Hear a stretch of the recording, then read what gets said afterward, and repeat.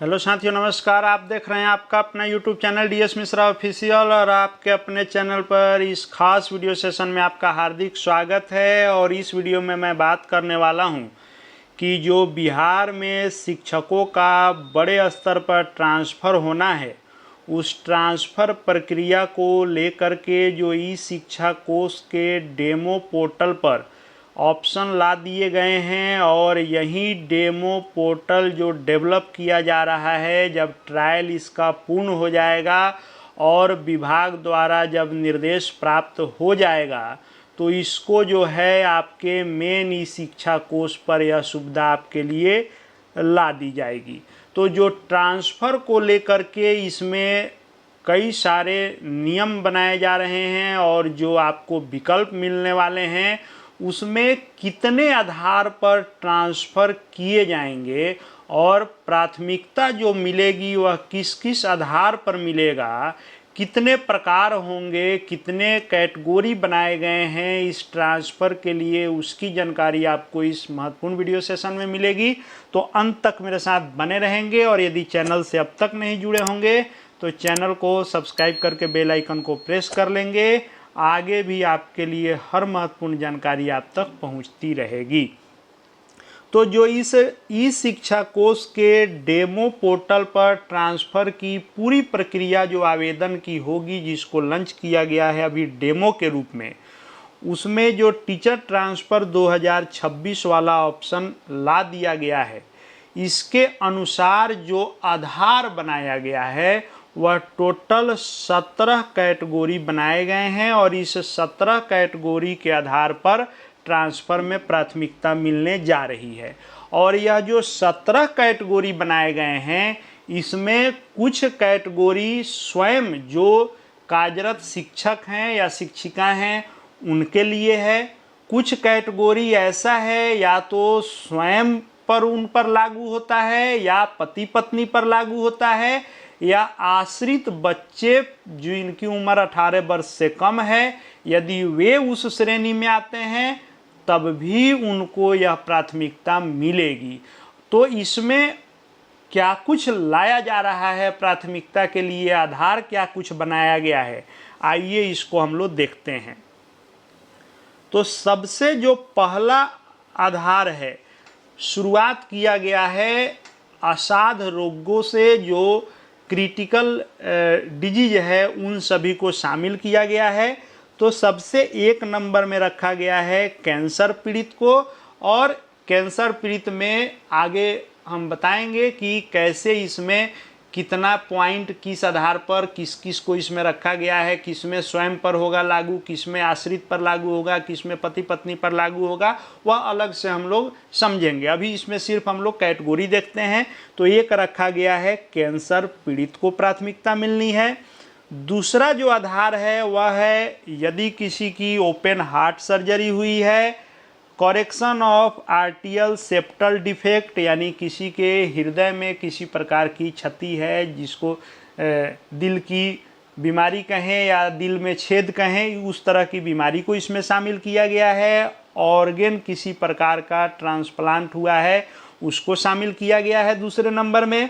तीसरा जो आधार रखा गया है वह है कि हैविंग ए सिंगल किडनी किसी को है, हैविंग अंडरगोन किडनी है, किडनी का ट्रांसप्लांट हुआ है, अंडरगोइंग डायलिसिस पर हैं, उसको तीसरे नंबर पर आधार बना के रखा गया है।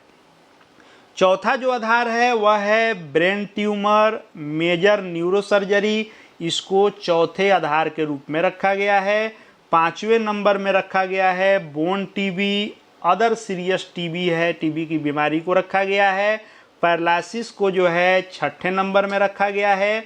सातवें नंबर में रखा गया है फिजिकली हैंडीकैप्ड जो मोर देन या इक्वल टू 80% टू 100%, यदि 80% से 100% तक दिव्यांगता है, जिसमें visually challenge, orthopedically challenge, imply of hearing impaired, इन सब को रखा गया है। तो 80 से 100% तक जो हैंडीकैप हैं उसको 7वें नंबर में प्राथमिकता के तौर पर रखा गया है। 8वें नंबर प्राथमिकता में फिजिकली हैंडीकैप जो 60% से 79% तक हैं, इसमें visually challenge, orthopedically challenge, hearing impaired 8वें नंबर में रखा गया है। 9वें नंबर में रखा गया है जो फिजिकली हैंडीकैप हैं, दिव्यांगता 40% से 59% है, तो उनको 9वें नंबर पर रखा गया है। 10वां नंबर में जो आधार रखा गया है वह है teacher with dependent children suffering with juvenile mentally ill under treated hole in heart from birth genetic disorder. इन सभी को यानी बच्चों से संबंधित जो चीज़ें हैं उसको रखा गया है 10वें नंबर में। 11 नंबर में रखा गया है teacher whose spouse is employ as government teacher in Bihar. यदि पति पत्नी बिहार में शिक्षक के रूप में कार्यरत हैं उसको 11 नंबर में रखा गया है।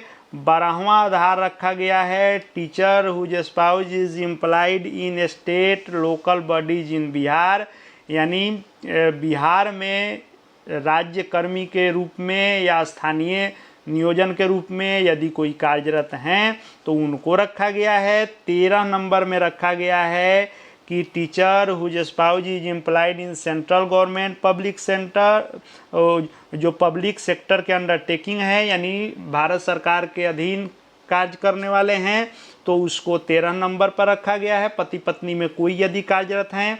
14 नंबर में रखा गया है window legally separated female teacher, यानी विधवा कोई शिक्षिका हैं या लीगली जो सिंगल वोमेन शिक्षिका हैं, यानी जो है अपने हस्बैंड से लीगली कानूनी रूप से अलग हो चुकी हैं, उसको 14 नंबर में रखा गया है। 15 नंबर में रखा गया है unmarried women teachers who are above 40 year of age. यदि कोई महिला शिक्षिका जिसकी उम्र 40 वर्ष से ऊपर हो चुकी है और उनकी शादी नहीं हुई है उसको भी आधार रखा गया है। 16 नंबर रखा गया है कि कोई राष्ट्रपति पुरस्कार से सम्मानित शिक्षक हैं तो उनको भी प्राथमिकता मिलनी है। और 17 नंबर में स्टेट अवार्डी टीचर, कोई राज्य से राज्य सरकार द्वारा यदि अवार्ड प्राप्त हैं, कोई सम्मान प्राप्त हैं, तो यानी राष्ट्रीय पुरस्कार या राजकीय पुरस्कार से सम्मानित शिक्षकों को भी इसमें प्राथमिकता का आधार बनाया गया है। अब ये जो टोटल 17 कैटेगरी बनाए गए हैं ट्रांसफ़र की प्राथमिकता के लिए, इसमें हर कैटेगरी का अलग अलग अंक निर्धारित है और इस अंक में भी निर्धारित है कि यदि कार्यरत शिक्षक शिक्षिका इस आधार में स्वयं पर लागू होता है तो उसका कितना अंक है, पति पत्नी पर लागू होता है तो कितना अंक है, बच्चों पर लागू होता है तो कितना अंक है। कुछ में सिर्फ स्वयं पर लागू होगा, कुछ में स्वयं और पति पत्नी पर लागू होगा, कुछ में स्वयं पति पत्नी या बच्चे होंगे उन पर लागू होगा, कुछ में सिर्फ स्वयं में लागू होगा पति पत्नी या बच्चों, कुछ पर सिर्फ बच्चों में लागू होगा। तो उसको अलग वीडियो के माध्यम से पुनः लेकर के आऊँगा कि किस आधार को कितना अंक किस प्रकार से मिलना है प्राथमिकता में। तो कुल मिलाकर देखेंगे तो ये ट्रांसफ़र भी जितना लग रहा है कि ऐच्छिक और आसान उतना होने नहीं जा रहा है। कई तरह की शर्तें इसमें भी लगाई जा रही है। हालांकि अभी ये शुरू होना बाकी है, नीति नियमावली आना बाकी है, लेकिन ये जो डेमो पर है यही पूरा खाका रहने वाला है। तो आगे ट्रांसफ़र से संबंधित हर एक छोटी बड़ी जानकारी और महत्वपूर्ण जितने लेटेस्ट अपडेट होंगे सभी आपको यहाँ लगातार देखने को मिलते रहेंगे। चैनल से जुड़ जाएंगे, चैनल को सब्सक्राइब करके बेल आइकन को प्रेस कर लेंगे।